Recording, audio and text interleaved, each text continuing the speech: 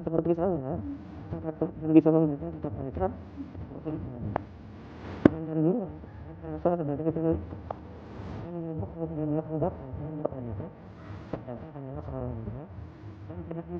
itu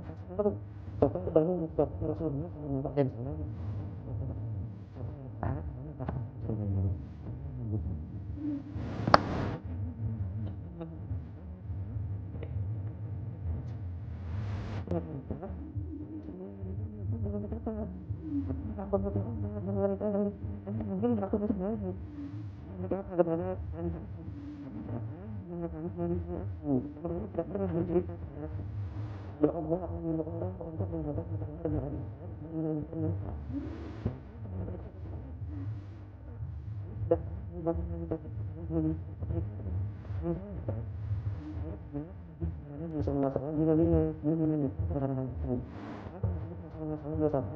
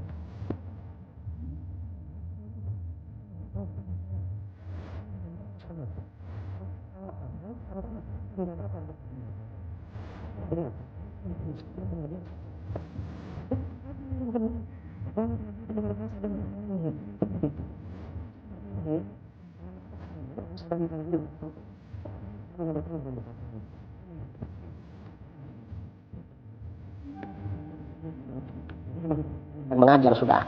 Jadi bukan karena nggak ada atau fiktif. Kemudian kita lihat muqaddimah pengarangnya. Tadi ini kan muqaddimah yang mentahqiq kita, Dr. Fuad As-Sayyid. Sekarang muqaddimah Imam Al-Ja'di sendiri. Gimana pernyataan beliau? Beliau mengatakan, "Amma ba'du, fa inni as'alullah al-'aun 'ala talkhisi ma artuhu wa takridihi wa takhsisi ma namaituhu wa tahdidihi min dzikri fuqaha'il Yaman wa mablaghi a'marihim wa ma'rifati sadatihim wa ansabihim wa waqti wafatihim ala qadri ma yahduruni min akhbari salafil madin wal khalaf al-bakin." Artinya apa? Kata beliau, merangkum dan mendekatkan apa yang aku kehendaki. Artinya apa? Yang dicatat di dalam buku ini sesuai selera beliau memang, yang beliau kehendaki. Lalu menentukan dan membersihkan apa yang aku niatkan. Apa itu yang dikehendaki oleh beliau dan yang diniatkan? Berupa informasi para fuqaha Yaman, batas usia mereka, para penghulu pemimpin mereka, nasab dan waktu wafat mereka, sesuai dengan informasi yang hadir padaku. Artinya apa? Data-data ulama yang ada di dalam kitab Tabaqatul Fuqaha Yaman itu sesuai dengan informasi yang beliau miliki. Artinya, kalau ada orang gak masuk di kitab itu, mungkin karena beliau gak punya informasi tentang ulama tersebut. Ini metode yang diakui oleh Imam Ibnu Samurah Al-Ja'di. Kemudian datang si Dungu lalu keluar-keluar bilang, oh berarti ini fiktif, gak ada. Mengapa di kitab ini gak ada? Ya gak ngerti baca muqaddimah kitabnya. Ini contoh lagi ya, contoh kebodohan Dungu dalam memahami kitab. Ini kitab Syihahul Akhbar fi Nasabi Sadatil Fatimiyah Al-Akhyar li Sayyid Asy-Syarif Abdullah Muhammad Sirajuddin Ibn Sayyid Abdullah Ar-Rifa'i Tsumma Al-Makhzumi radhiyallahu an wa nafa'ana bihi wal muslimin amin. Nah, di kitab ini beliau menyebut biografi Ahmad Al-Muhajir bin Isa An-Nakib. Lalu beliau bilang, faqad kana lahu aulad minhum Abul Qasim Al-Abah An-Nafat wa lahu aqibun bi Baghdad wa lahu Zairun fil Yaman ala ma yuqal. Nah, ini yang disalah pahami sama dia redaksi, wa lahu Zairun fil Yaman ala ma yuqal. Jadi Ahmad bin Isa An-Nakib memiliki keturunan di Yaman menurut informasi yang dikatakan. Maksudnya apa? Penulis kitab ini tidak meyakini kesahihan informasi tersebut kalau punya anak. Mengapa? Ya gak tahu, karena Yaman itu jauh dengan tempat tinggal penulis ini. Ini kan ulama abad 8 atau 9. Ternyata, tetapi oleh si Dungu dimaksudkan bahwa penulis meragukan nasab Sadah Ba'alawi di Yaman. Diputar balik artinya pengertiannya. Entah sengaja diputar balik, berarti dia ini gak bisa dipercaya, tajahul. Atau memang jahil, gak ngerti. Nah, ini saudara-saudara, beberapa bukti ya bahwa kelompok yang mengatakan menjadi peneliti segala macam, lalu orang lain yang mengikuti para ulama yang muktabar, dianggap hanya sebatas taklid buta dan mampu membaca. Kelompok seperti ini bohong saudara, mereka bukan peneliti, mereka bodoh sebenarnya Dungu mereka. Karenanya kita tidak perlu mengikuti orang-orang seperti ini. Kita ikutlah ulama-ulama kita dulu yang mengakui nasab para Sadah Ba'alawi. Kita agak usah ikut-ikut membatalkan atau apa. Jadi begitu. Ternyata nasab Sadah Ba'alawi alaihimussalam terang benderang dari hulu sampai hilir. Artinya tidak ada yang misterius dan tidak ada yang tersembunyi. Sebelumnya kami sampaikan pernyataan ulama besar Ahlus Sunnah wal Jamaah. Beliau juga ahli hadis, ahli fikih dan sufi, yaitu Syekh Yusuf bin Ismail An-Nabhani rahimahullah, lahir tahun 1265, wafat 1350 Hijriah. Kata beliau bahwa nasab Sadah Ba'alawi alaihimussalam adalah nasab Ahlul Bait yang paling sahih di dunia. Ini beliau yang mengatakan seorang ulama sufi dan bukan dari keluarga Ba'alawi. Kemudian kami sampaikan juga pernyataan seorang ulama besar, ahli hadis, ahli fikih dan sejarawan dari Mekah, yaitu Syekh Abdullah bin Muhammad Al-Ghazi Al-Hanafi rahimahullah, lahir tahun 1270 Hijriah, wafat 1365 Hijriah. Beliau mengatakan bahwa nasab Sadah Ba'alawi alaihimussalam adalah nasab yang paling diakui dan diyakini kesahihannya oleh semua klan Ahlul Bait di dunia. Ini disampaikan, ternyata ada yang belum percaya juga. Alasannya karena yang bersangkutan bukan orang Yaman dan hidup pada abad ke-14 Hijriah. Padahal beliau berdua ini para ulama besar, bukan ulama abal-abal. Nah, kalau begitu kita mundur ke belakang bahwa kesahihan nasab Sadah Ba'alawi alaihimussalam sejak generasi awal hingga masa terkini. Dari mana? Ini ada ulasan Al-Imam Al-Alim Al-Mu'arrikh Al-Faqih, ulama besar yang menjadi teladan, menjadi panutan yang alim, sejarawan dan ahli fikih, yaitu Abu Muhammad At-Tayyib bin Abdullah bin Ahmad bin Ali Ba Makhramah Al-Hijrani Al-Hadrami Asy-Syafi'i rahimahullah, lahir tahun 870 Hijriah, wafat 947 Hijriah. Beliau punya kitab berjudul Qiladatun Nahr fi Wafayati A'yanid Dahr. Ini yang ditulis oleh beliau Al-Alim Al-Imam Al-Alim Al-Mu'arrikh Al-Faqih Abi Muhammad At-Tayyib bin Abdullah bin Ahmad bin Ali Ba Makhramah Al-Hijrani Al-Hadrami Asy-Syafi'i. Nah, beliau menulis tentang biografi Ahmad bin Isa Al-Muhajir. Ahmad bin Isa bin Muhammad bin Ali bin Ja'far As-Shadiq bin Muhammad Al-Baqir bin Ali Zainil Abidin bin Al-Husain bin Ali bin Abi Talib rahimahumullah wa radhiya anhum ajma'in. Lalu beliau mengulas kharaja Ahmad Al-Madhkur min Al-Basrah khamisa khamsatin ghairal khadami mutanaqqilan bi ahlihi wa malihi wa waladihi hatta qadima Hadramaut. Wa kullu ma aqama bi baldatin minha ishtara aqaran فأول ما أقاموا بالحسيسة ثم انتقلوا منها إلى قارة جشيب ثم انتقلوا منها إلى سمن ثم انتقلوا من سمن إلى بيت جبير واحتفروا فيها بئرا وهي الآن معروفة ببئر أحمد ثم انتقلوا من بيت جبير إلى كريم واستوطنوها وبنوا فيها مسجدهم المعروف الآن بمسجد آل أحمد وهو مسجد أحمد بن عيسى المذكور. قال حفيده الشيخ علي بن أبي بكر بعلوي وكان في انتقالهم من العراق سلامتهم مما التبس به أشراف العراق من مخالفة السنة واتباع أهل البدعة والشيعة في العقائد الفاسدة وربما كان ذلك بسبب سكنهم العراق ومجاورتهم لأهله كما قيل الرضاع والبقاء يغيران الطباع. وأحمد بن عيسى هذا هو جد السادة آل بعلوي نفع الله بهم وتوفي أحمد المذكور بالحسيسة المذكورة وقبره في شعبها. قال الخطيب وكان يرى على الموضع الذي يشار إليه أن قبره الشريف فيه النور العظيم. قال وكان شيخنا الشيخ العارف بالله عبد الرحمن بن الشيخ محمد بن علي علوي يزور ذلك المكان وقيل مات بقارة جشيب ولم أقف على تاريخ وفاته وغالب ظني أنه توفي في هذه المئة والله سبحانه أعلم. وخلف أحمد المذكور ولدا يسمى عبيدا بالتصغير ويقول له أيضا عبد الله. قال الشيخ علي بن أبي بكر بعلوي والظاهر أن اسمه عبد الله وإنما كان تصغير اسمه تواضعا وهضما للنفس فاشتهر بذلك عند آل حضرموت والله سبحانه أعلم. وخلف عبيد ثلاثة من الولد وهم بصري جد الفقيه سالم بن بصري المذكور في أوائل المئة السادسة والشيخ جديد جد الإمام المحدث علي بن محمد بن أحمد بن محمد بن علي بن محمد بن جديد الآتي ذكره في أوائل المئة السادسة أيضا والشيخ علوي. وانقرض نسل الشيخ بصري وجديد ولدي الشيخ عبيد على رأس 600 ولم يبق لهما عقب إلا نسل الشيخ علوي بن عبيد جد آل بعلوي. قال الخطيب ولما قدم أحمد بن عيسى المذكور ومن معه إلى حضرموت وادعوا النسبة الشريفة اعترف لهم أهل حضرموت بالفضل وما أنكروه ثم إنهم بعد ذلك أرادوا منهم إقامة البينة توكيدا لما ادعوا.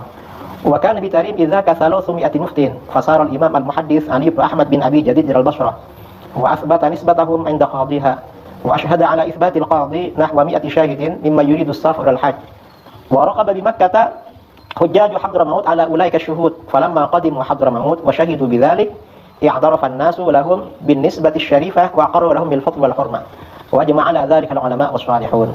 قال وممن صحح علو شرفهم وصحة نسبهم الإمام محمد بن أحمد بن أبي الحب والإمام أبو العباس أحمد بن محمد بن أحمد بن سالم المرواني التريمي والإمام العلامة المحدث قطب الدين عمر بن علي والإمام القطب عبد الله بن أسعد اليافعي والإمام الجليل محمد بن بكر عباد والشيخ الشهير فضل بن عبد الله فضل والقاضي المحقق عبد الرحمن بن أبي علي بن حسان والفقيه العالم مسعود بن أبي شكير في كتابه الذي ألفه في العلماء والصالحين. انتهى والله أعلم. Ahmad bin Isa al-Muhajir, nama beliau adalah Ahmad bin Isa bin Muhammad bin Ali bin Ja'far as-Shadiq bin Muhammad al-Baqir bin Ali Zain al-Abidin bin Al-Husain bin Ali bin Abi Thalib. Semoga Allah merahmati dan meridai mereka semuanya. Ahmad tersebut keluar pergi dari Basrah bersama 5 orang selain para pelayannya, berpindah-pindah bersama keluarga, harta dan anak-anaknya hingga tiba di Hadramaut. Setiap tinggal di satu tempat, beliau membeli lahan. Pertama, mereka tinggal di Husaisah, lalu berpindah ke Bukit Jashib, lalu mereka berpindah ke Samal. Kemudian berpindah dari Samal ke Bait Jubair dan di sana mereka menggali sumur dan sekarang dikenal dengan Sumur Ahmad. Kemudian berpindah dari Bait Jubair ke Tarim dan tinggal di sana. Mereka membangun masjid yang sekarang dikenal dengan Masjid Ali Ahmad, yaitu Masjid Bani Ahmad bin Isa tersebut. Cucu beliau, Syekh Ali bin Abi Bakar Ba'alawi berkata, dalam perpindahan dari Irak, mereka selamat dari apa yang mengacaukan para asyraf di Irak, yang menyelisihi ajaran sunnah, mengikuti ahli bid'ah dan syiah dalam akidah-akidah yang rusak. Barangkali hal itu disebabkan mereka tinggal dan bertetangga dengan penduduk Irak, sebagaimana dikatakan, menyusu dan daerah atau tempat tinggal dapat merubah karakter. Ahmad bin Isa ini adalah kakek sadah keluarga Ba'alawi. Semoga Allah memberikan manfaat dengan mereka. Ahmad tersebut wafat di Husaisah dan dimakamkan di Bukit Husaisah. Al-Khatib berkata, tempat yang ditunjuk sebagai makam beliau yang mulia selalu terlihat cahaya yang agung. Guru kami Al-Arif Billah Abdurrahman bin Syekh Muhammad bin Ali Alawi selalu berziarah ke tempat tersebut dan dikatakan beliau wafat di Bukit Jashib.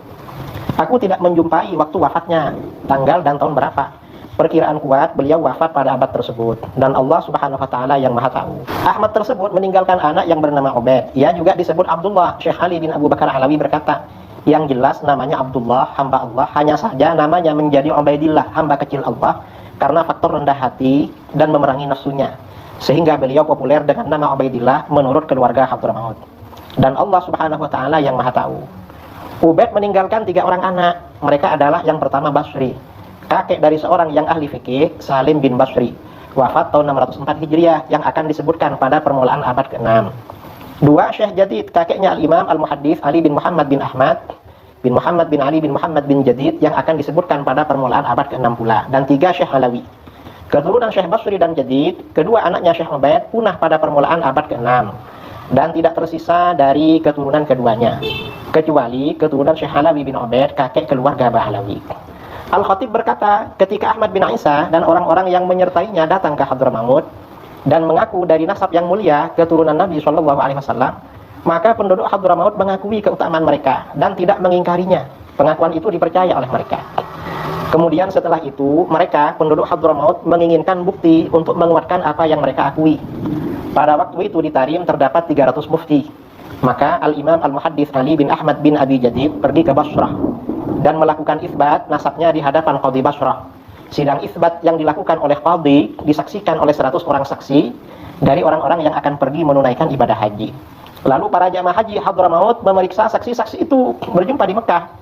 Ketika mereka jamaah haji Hadramaut datang pulang ke Hadramaut dan menjadi saksi isbat nasab tersebut melalui 100 orang saksi, maka masyarakat Hadramaut mengakui nasab mereka yang mulia. Mereka mengakui keutamaan dan kemuliaan mereka, dan hal itu menjadi kesepakatan ijma' para ulama dan orang-orang soleh.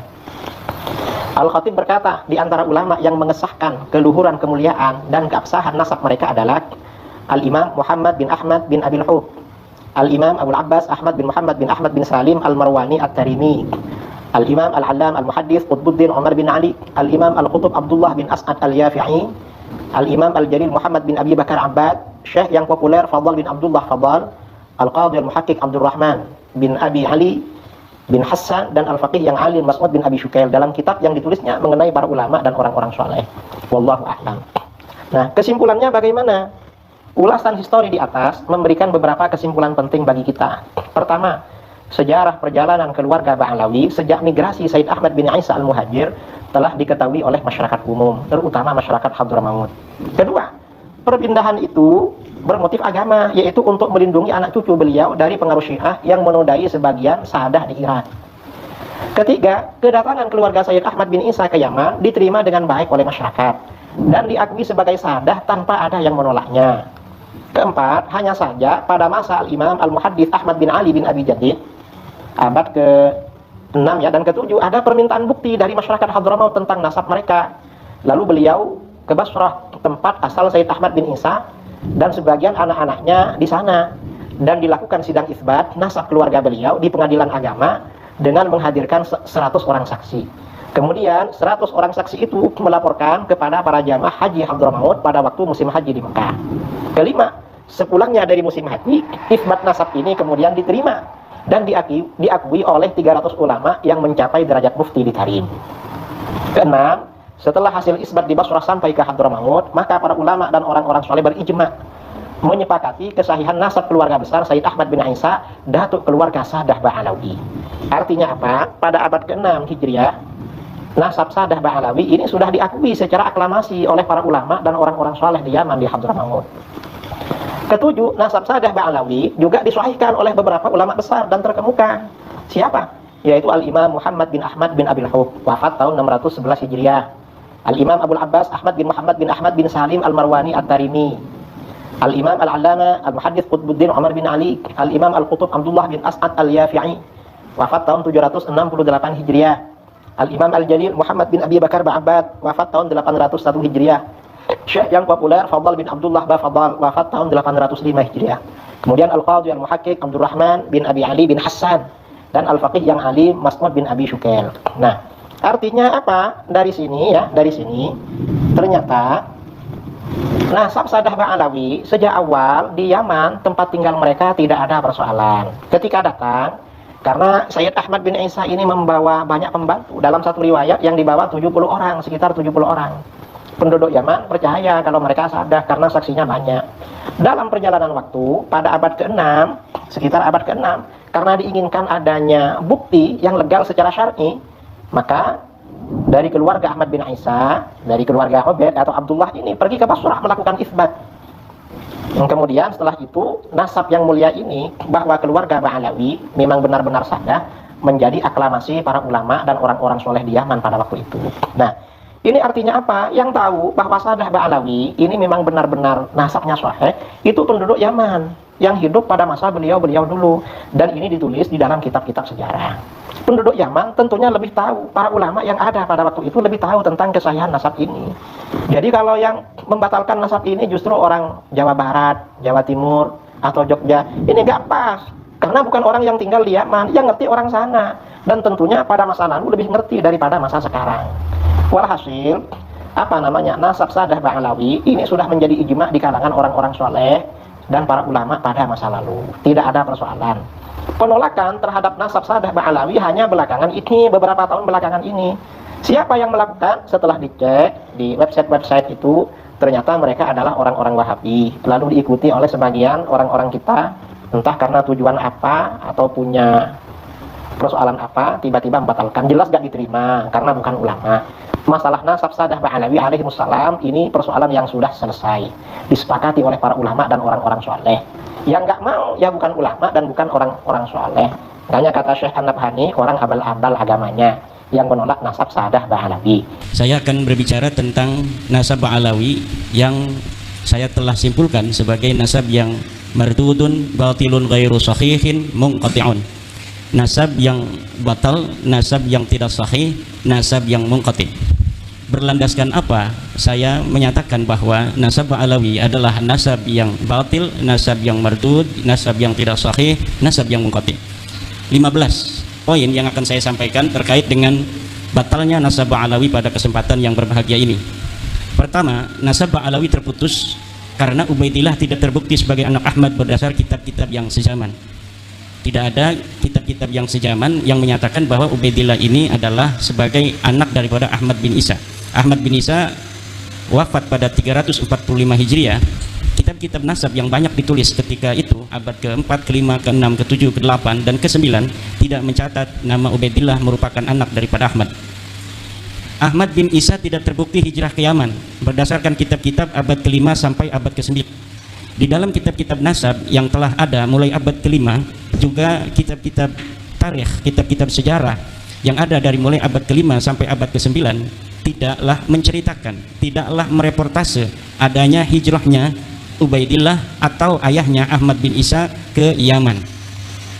Bagaimana orang yang tidak hijrah ke Yaman kemudian bisa mempunyai keturunan di Yaman? Makam Ahmad bin Isa yang ada di Hadramaut baru ditemukan di abad ke-9. Jadi makam Ahmad bin Isa yang hari ini sangat populer berada di Hadramaut Yaman, itu di dalam kitab tarikh saya temukan bahwa makam itu ditemukan pada abad ke-9 Hijriah. Artinya ketika wafat 345 Hijriah sampai abad ke-9 Hijriah itu telah berjalan 550 tahun, makam itu dulunya tidak pernah dikenal orang. Ketika nasab Ba'alawi dikonstruksikan pada abad ke-9, bersamaan dengan itu pula lah makam-makam yang berkait dengan nasab itu kemudian perlu untuk dibangun untuk menjadi kekuatan klaim bahwa klaimnya nasab itu ada nama-nama tertentu sampai tersambungnya nasab mereka dengan Ahmad bin Isa, maka kekosongan nama-nama yang juga di dalamnya ada kekosongan makam-makam ini perlulah dibangun makam-makamnya itu sebagai bukti saksi buat masa-masa yang akan datang. Maka makam-makam palsu yang hari ini dibangun oleh seseorang yang diurut sebagai leluhur-leluhurnya adalah merupakan kejadian ulang daripada kejadian-kejadian masa lalu dari leluhur dia yang juga sama melakukan hal yang serupa, yaitu membangun makam baru yang sebelumnya tidak ada untuk diyakini oleh orang lain bahwa itu adalah makam leluhurnya. Bagaimana pengurutan nasabnya ini sampai Ahmad bin Isa ada dibuktikan dengan makam yang kemudian dibangun, diberikan tanggal, diberikan titi mangsa sesuai dengan titi mangsa orang-orang yang diklaim ada pada abad itu, padahal orang-orang itu pun tidak ada, sebagaimana makam itu pun dulunya tidak ada. Kemudian batu nisan Muhammad Shahib Mirbat yang ada di Mirbat telah terbukti dibuat pada abad ke-9 atau 10 Hijriah. Sebagaimana kita ketahui dari pemaparan tulisan saya bahwa dari nama-nama Ba'alawi ke atas bukan hanya Ubaidillah yang tidak ada, tapi Muhammad, Ubaidillah punya anak namanya Alwi, Alwi punya anak namanya Muhammad, Muhammad punya anak namanya Alwi, Alwi punya anak namanya Ali, Ali punya anak namanya Muhammad, Sohib Mirbat. Ini semuanya adalah orang yang tidak terreportase oleh sejarah apapun, baik di dalam kitab nasab maupun dalam kitab sejarah.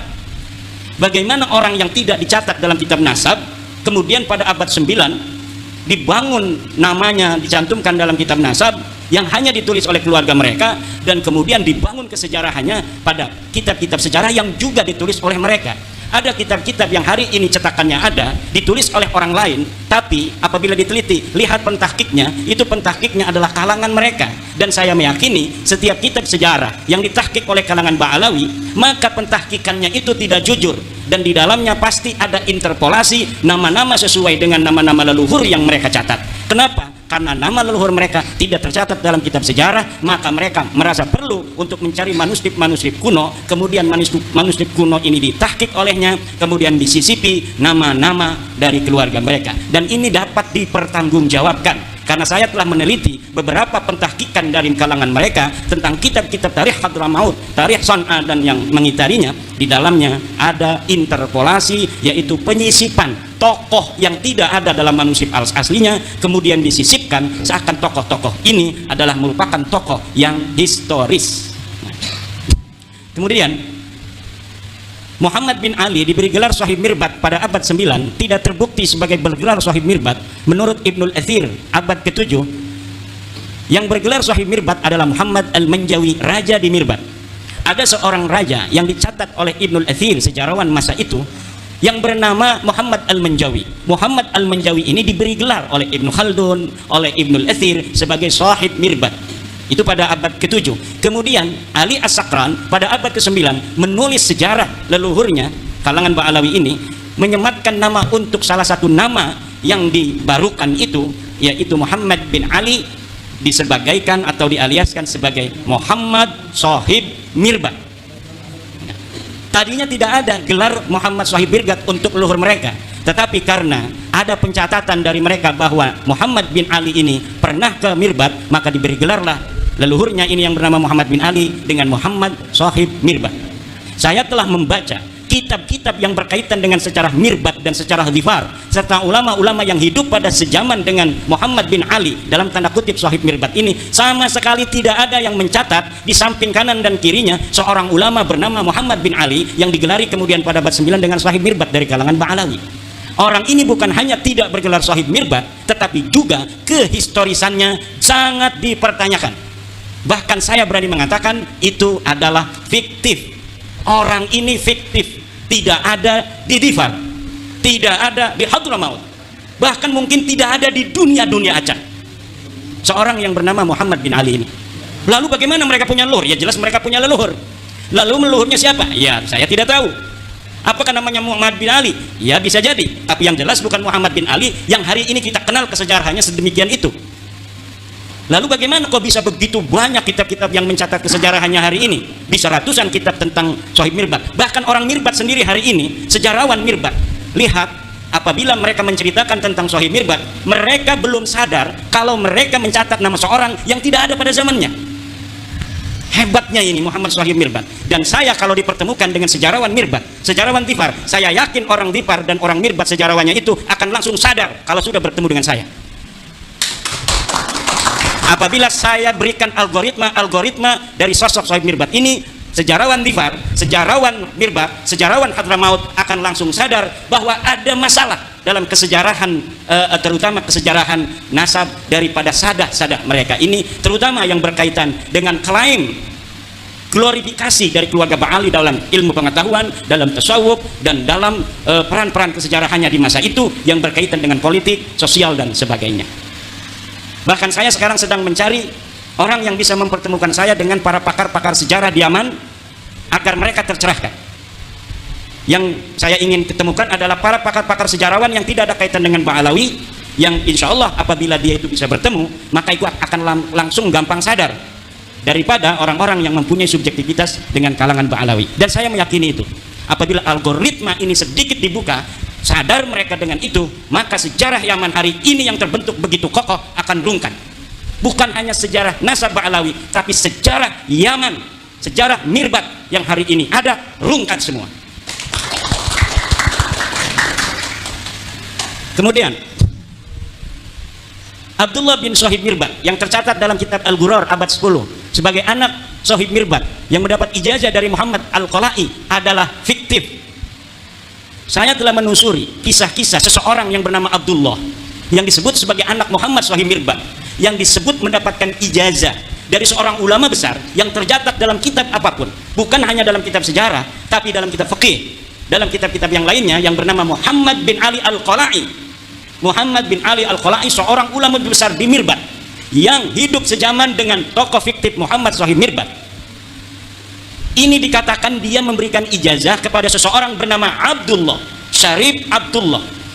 Kemudian Syarif Abdullah ini disebutkan sebagai anak daripada Muhammad Sohib Mirbat Ba'alawi.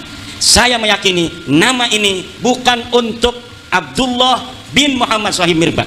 Adapun dikatakan bahwa Abdullah ini bin Muhammad Sohib Mirbat adalah pencaplokan sebuah manuskrip tentang ijazah yang tidak diketahui dia bin siapa, kemudian dialiaskan sebagai anak Muhammad Sohib Mirbat. Untuk apa? Agar kesejarahan leluhur mereka tercatat dalam bukti-bukti manuskrip yang dapat ditelusuri.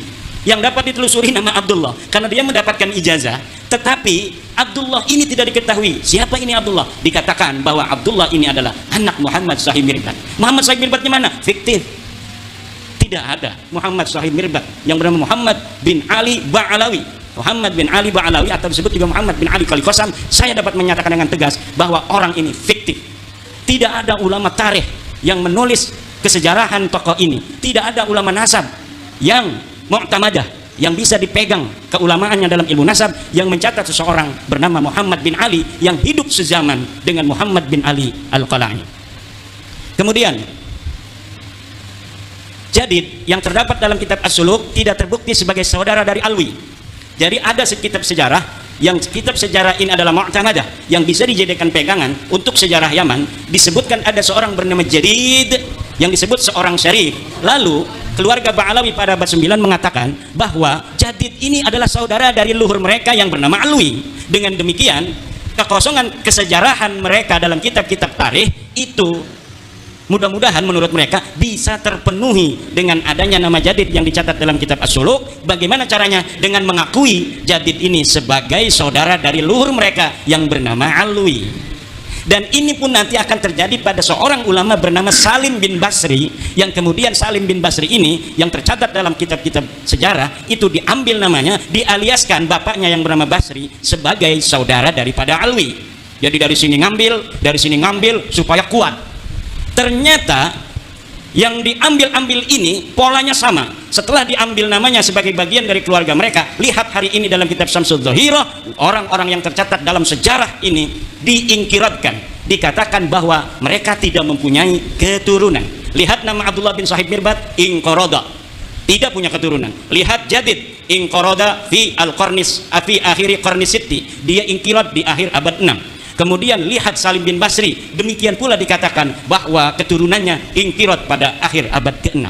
Semua orang-orang yang ada di dalam buku-buku tarikh, dalam buku-buku sejarah yang diambil nilai-nilai sejarahnya, kemudian sosok keturunannya dikatakan tidak ada. Sementara orang-orang yang sama sekali tidak dicatat dalam sejarah seperti Muhammad Sohib Mirbat itu kemudian berketurunan sampai hari ini. Ini yang terjadi dengan nasab Ba'alawi. Kemudian kitab Tarikh Sambal, ada sebuah kitab namanya Kitab Tarikh Sambal pada abad ke-10. Ini mencatat nama Fakih Muqaddam. Menurut peneliti sejarah dan geografi Hadramaut yang bernama Profesor Hussein Saleh bin Isa bin Umar bin Salman, kitab itu menurut beliau adalah kitab jiplakan dari kitab Ibnu Hisan. Nah, kitab yang ada di abad-abad sebelumnya diambil kemudian dijiplak, tidak diatasnamakan Ibnu Hisan, tapi diatasnamakan orang yang berada di abad 10 yang bernama Syekh Sambal Ba'alawi, tetapi kemudian isinya ditambah. Jadi ini ada pola baru. Kalau pola-pola yang dulu saya temukan, manuskrip dicari, kemudian manuskripnya ditulis, setelah manuskripnya restorasi, kemudian disisipkan nama-nama yang tidak ada di dalam manuskrip asli untuk dicetak sehingga nama yang tidak ada ini menjadi ada dan kemudian dianggap sebagai apa yang ada dalam manuskrip aslinya. Nah, tetapi yang baru ini yaitu kitab Tarikh Sambal, manuskrip Ibnu Hisan, Tarikh Ibnu Hisan ditemukan, tapi tidak ditahqiq, malah kemudian diambil beberapa lembar, kemudian disusun sedemikian rupa seakan-akan ini adalah karyanya, dimasukkan nama-nama Ba'alawi, kemudian diberikan apa namanya itu nama atau pengarang Syekh Sambal. Jangankan apa namanya itu kitab ini ada pada masanya, tokoh Syekh Sambalnya aja ada yang meragukan dia betul-betul pernah ada. Jadi yang disebut Syekh Sambal dari keturunan Ahmad bin Isa ini, para tokoh sejarawan di Yaman itu ada yang tidak percaya kalau Syekh Sambal ini pernah ada pada abad 10. Lalu dari mana pentahqiq Abdullah Muhammad Al-Habsyi bisa menyatakan itu? Wallahu a'lam bishawab. Yang bertanggung jawab adalah Abdullah Muhammad Al-Habsyi. Dia menyatakan dia menemukan manuskrip atas nama Syekh Sambal, kemudian dia mencetaknya. Ternyata setelah diteliti oleh pakar sejarah, ini kitab bukan milik Syekh Sambal, tapi sebagian diambil dari kitab Ibnu Hisan, kemudian ditaruhin nama Syekh Sambal yang disebutkan sebagai keturunan dari Ba'alawi. Jadi ini sangat luar biasa sekali. Polanya pola beda lagi, pola baru gitu, modus baru gitu. Kemudian kitab Al-Baha fi Tarikh Hadramaut karya Abdurrahman bin Ali bin Hisan abad ke-9. Nah ini yang diciplak ini kitab ini. Kitab yang tadi saya sebutkan, Tarikh Sambal itu adalah jiplakan dari Ibnu Hisan. Ibnu Hisan ini menulis sebuah kitab namanya Al-Baha fi Tarikh Hadramaut. Pengarangnya namanya Abdurrahman bin Ali bin Hisan, wafat 818 Hijriah. Kitab ini pun ditahqiq oleh orang yang sama, yaitu Abdullah Muhammad Al-Habsyi, dan di dalamnya disisipkan nama-nama Ba'alawi. Kalau tidak percaya, silahkan. Siapa yang mau mencari manuskrip aslinya daripada Al-Baha fi Tarikh Hadramaut itu, yang di dalamnya, di dalam versi cetak hari ini kita dapatkan nama-nama Ba'alawi, saya berani bertaruh bahwa di dalam manuskrip aslinya tidak ada nama-nama Ba'alawi yang tercatat. Jadi tidak perlu sibuk-sibuk saya untuk mencari manuskrip, karena saya telah meyakininya. Bagaimana meyakininya? Mau itu hanya husnudon atau suudon, karena polanya sudah ketahuan. Kalau 1, 3, 5, selanjutnya itu adalah 7 dan 9. Kalau kita katakan 1, 3, 5, selanjutnya itu adalah 7, 9, dan 11. Kalau kita katakan 2, 4, 6, maka selanjutnya adalah 8, 10, 12. Tidak perlu kita menghitung-hitung dengan kalkulator. Kita akan tahu bahwa setelah 1, 3, 5 adalah 7 dan 9. Kita punya ilmu, punya otak yang diberikan Allah, ngapain kita susah-susah? Kalau pola algoritma itu sudah kita tebak. Kalau tidak percaya, silahkan buktikan. Jangan kita disuruh cari manuskrip. Yang tidak percaya bahwa saya katakan dia bohong, harus nyari manuskripnya. Gus Rumel, kenapa Kiai Iman nggak cari manuskrip Alwi bin Thohir itu? Saya punya kitabnya Al-Majdi, bahwa di dalam Al-Majdi itu bukan bin Al-Hasan, tapi Minal Hasan.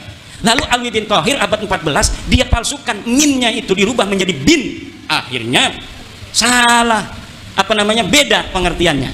Kata Gus Rumel, Alwi bin Thohir berdasarkan manuskrip yang dia lihat. Mana manuskripnya? Dia tidak bilang dari manuskrip mana.